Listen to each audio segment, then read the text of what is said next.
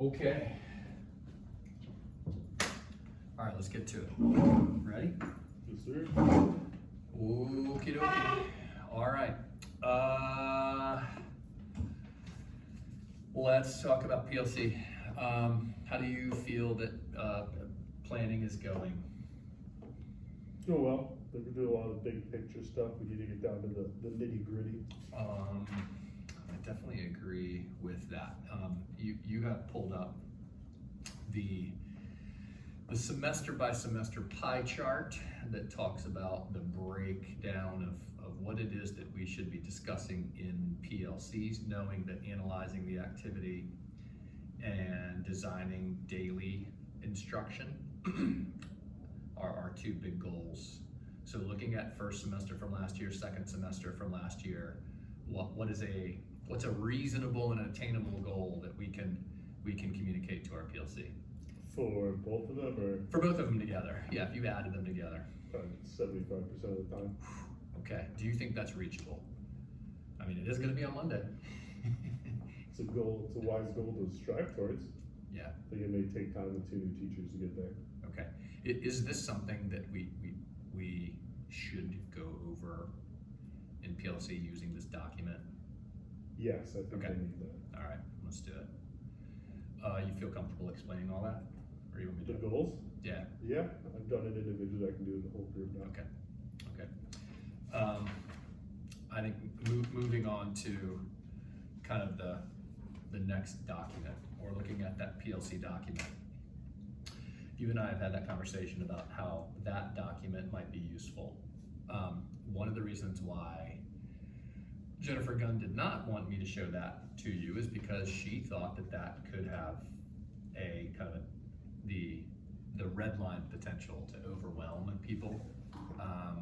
And of course I disagreed, and I said, nope, you don't know Mike. Mike wants to see that document, just give it to me.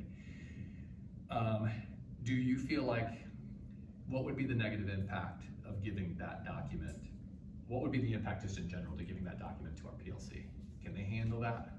I think they need it. It might be stressful at first, but I think we need to see how we're essentially being evaluated every single PLC meeting. Okay. I think it would be beneficial, maybe stressful for that first day, looking at it, unpacking this. But I do think they need to see, like, this is what we're striving for. Check Yeah. off everything. This is terrible that I'm asking this question because we're going to capture it on video and send it in somewhere, but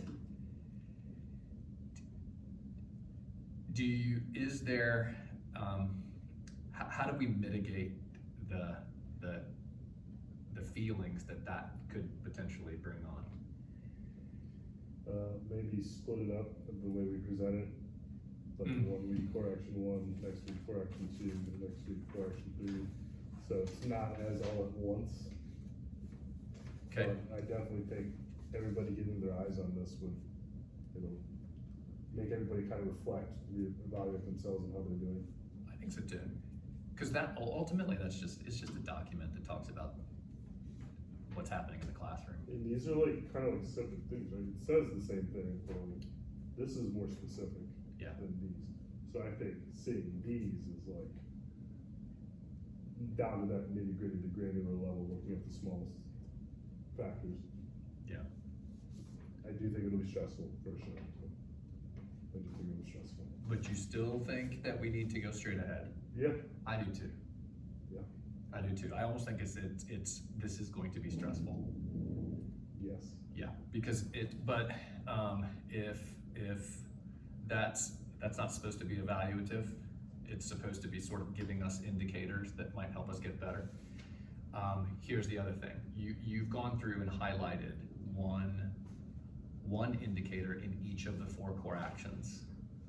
Which of those do you feel like is the most significant as far as like, if this PLC function is gonna get better, which one of those is our highest leverage action step? Like step 1? Yeah, it's like kind of step 1. Because you had said like, maybe we should just break it 1 core action per week. Why don't, another way of looking at it might be that we go one action. So I think it would be kind of like the the biggest, most overarching one would be the systematic implementation, because everything else is kind of like a sub piece of that. Okay, implementation of what? Springboard curriculum, how we teach the lessons effectively, best practices. All right, let's target 2 best practices. What are they? Okay, plan for opportunities to check for understanding and re-engagement of using assessment data. Done. And then plan prompts or questions that build reasoning, keeping in line with standards at those different levels. Done. Okay, so definitely agree with that. Checks for understanding. How do we align those checks for understanding with our data cycle goal? And we use those checks to keep up with our data set as well. Yeah. I mean, I think that where this could go is that we use the checks for understanding as our writing samples. Said that probably a million times. It's one of those things where I feel like we're waiting around for essays, and I think that those are good indicators. But like, how often does the word granular come up now? It's so funny. I think we've started. I know, but is it good? Do you feel like you've used that? This past week, yes. So part of the grains of each one of those essays is just little parts of it. Like Holly had a syntax, something in her the personal revision was about syntax, and she posted this video of moving simple sentences to complex sentences or compound complex sentences. And I was thinking to myself, why don't you just require that as an answer choice? Like, if you plan a check for understanding, there's a couple things that you can do. Why don't you level up the DOK of that check for understanding? You plan in a specific instance, but then you require that the syntax of the response has to be a certain way. Like, why would you do Quill would be helpful. that? Certainly would. But yeah, and then we just kind of bring that back into the PLC. She did have TLQC up, which I think is good. But yeah, I think some of those grains probably just need to be just taking 2 writing samples in those specific goals and backing off of constructed responses and essays if we need to. I mean, I just don't want to wait around for those things. I think part of the stress is that they're waiting around to like hurry up and grade essays, and they think that there's a deadline for that. I just don't think these single sentence checks for understandings, we can build the skill of leveling up or differentiating some of the questioning and put those in a check for understanding and accomplish our data cycle and kind of knock that out. Is that stressful? Will be at first. It will be at first. I kind of agree with I that. think all changes we make will be stressful at first. I totally agree. I also think that we can use Sean in a very productive way. Just been thinking about this. And that would be that Sean has to analyze his own ELAS, and then he has to say, here's where these are places where I think I need to make some changes. And he needs to present that to everyone. You want us to all present that? It would be kind of good. Maybe not these 2. And I need to, They have ELAS. we've got Joel's, I need to check on Holly's though. Yeah. Because Mike needs to own that. Like Mike has to take that data. He hasn't said anything about Joel's yet, but I know he feels a certain way. So we kind of have to unpack that. Well, it would be this would actually cause more stress if he was sitting in on that meeting. I feel like that'd be good. Like, yeah, the alpha is here. Like, let's say like this can't happen again. Eagle one. Yeah. But I feel like I'd be cool. I'd be fine. Yeah, it's just like what they came in. I feel like that would cause certain PLC members to like freak out. But we want to normalize it. Like that, like the stress, anxiety. Yeah, we want to normalize it. So I'm about that life. Like I'm good with the red light. But Okay. realistically, though, I can see like 2 members being very stressed out. Okay. So then this would be the homework. And then 3 if he's finding out his data for the first time. Okay. It's like logically I would go first, right? Like this is the model. Yep. See one number and then it's like, oh, like we have a standard that we're reaching for. I'm not there yet. That could potentially be stressful for all 3. True. This is me trying to be more empathetic. I think that's good. Don't go too far with the empathy. You still have to keep swimming. Yeah, go ahead. It's all right. It's all right.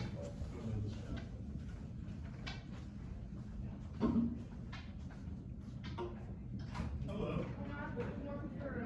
Wonderful, thank you. Nice. You're petting dogs for him? Yes. Awesome. Couple things before we meet again. What I would like to do is just think about the answer to the question. Have to mitigate how people are feeling, but at the same time, we have to be approach the kind of the getting better faster in the PLC action steps. Like we're not gonna avoid them. I think we've talked a little bit about what those steps need to be. They need to get comfortable being uncomfortable. Get comfortable being uncomfortable, and I always think that like saying that is a good way to start off those meetings. But I also think like doing some side work is important. If you have opportunities to talk to them individually, I think that's good. Hey, got a feeling this is coming, you know, that kind of thing. Okay. Okay.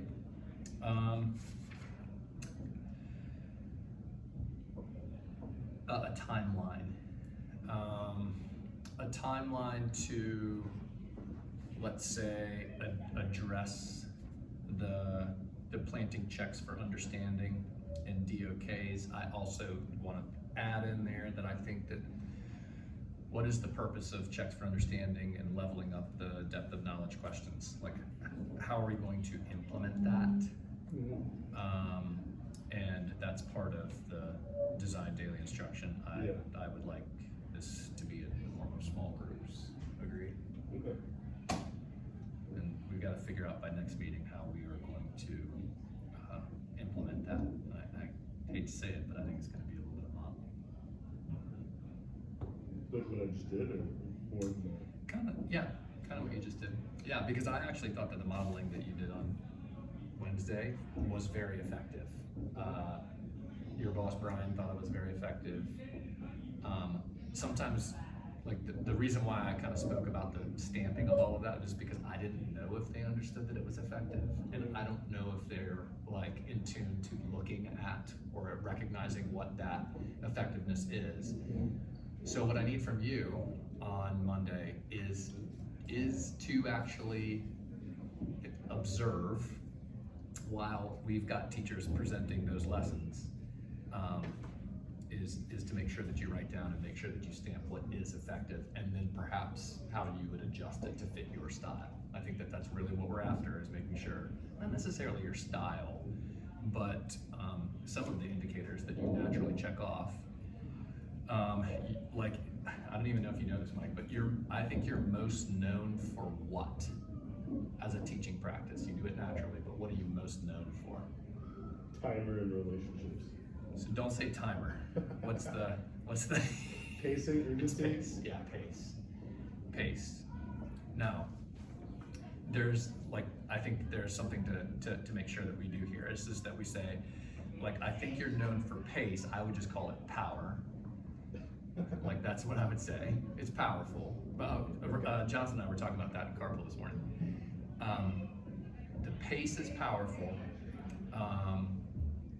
and it kind of is like an unrelenting, urgent pace.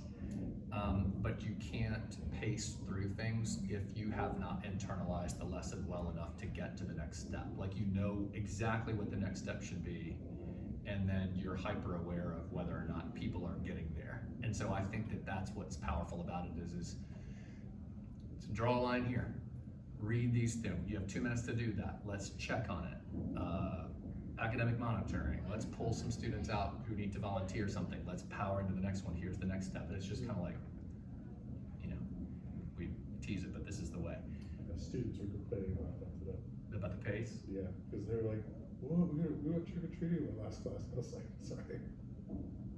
I said, I keep saying all gas, no brakes. All gas, no brakes. And I think that that is it. it actually becomes a point of like kind of affection. It's more just like, I'm used to it, I might have to complain about it, but I am gonna like this. Mhm. This is something I need this for myself. And I think that we just kind of, if you continuously ask questions on the pacing side of things, then I will continue to ask questions on how is this gonna turn into opportunities to pull a small group. That's kind of it. So, for each of the presentations on Monday, you want me to call out, like, oh, I like this, this is what I envisioned this would look like in my classroom, Yep, every single time. Yep. Then pen to paper, make some adjustments, and then what it is that we need to do is just stamp that these are the instructional decisions that we're gonna make. And this is when we're gonna make them, so that if anybody were to come in to actually watch that, we would actually see that happen. And then we need to plan in when we're gonna talk about it again. This is all the stuff that we've been talking about. So Monday is about feedback, and then the long term, next time we sit down to have a conversation exactly like this one, it's gonna be about building the capacity to push through being uncomfortable. All right, keep swimming. That's it. Break. I'm late for bathroom duty. I have a follow-up question for you. Go. No, the minutes I haven't set up for next week.